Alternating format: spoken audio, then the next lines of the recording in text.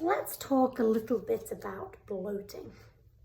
We will have it from time to time. We maybe eat more fibre than we normally do, or maybe we have IBS. It can be annoying, uncomfortable, and to a lot of people, it can be embarrassing.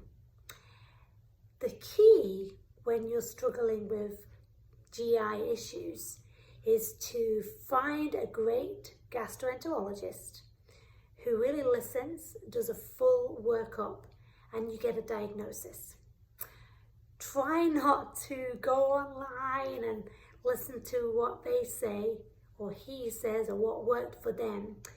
And be careful not to start eliminating food groups from your diet without really knowing what's going on. So get a great gastroenterologist who can work through and find out what's really going on to cause this uncomfortable bloating or any other gastrointestinal symptoms you're struggling with. Maybe rule out SIBO, small intestinal bacterial overgrowth, and that's often diagnosed with a breath test. Maybe get a definitive diagnosis of IBS. And again, IBS is diagnosed by a process of elimination. So the physician will want to maybe do a colonoscopy or an endoscopy. If needed, they want to check that you don't have celiac condition. Make sure that you don't have any inflammation in your bowel, such as Crohn's or ulcerative colitis. Make sure you don't have diverticulitis or polyps. Take a good history of how it's been over your lifetime and a family history. And then once they've eliminated other things, they've looked at your symptoms, they can come up with the irritable bowel syndrome diagnosis using the Rome criteria. So it really is, it can be diagnosed. And it often could be predominantly constipation or predominantly diarrhea or a mixture of both. One tool to help with IBS is going on a low FODMAP diet. It's really great to work with a Monash trained dietitian for this to ensure that you go through the 3 phases of the diet: the elimination part, the reintroduction, and the tailored part to discover your triggers. Bear in mind, like anything, that's just part of the picture. FODMAPs may not be the issue for you, but they may be.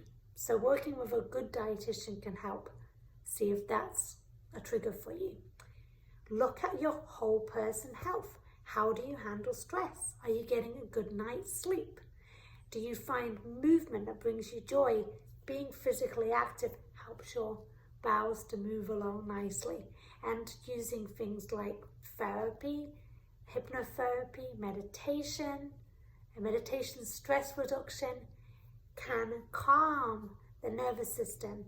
In turn, as the gut and brain connect to each other, can quieten down your symptoms. Here's a couple of great books. One by Patsy Katos, the IBS Elimination Diet and Cookbook. The Low FODMAP Diet by Kate Scarlatti.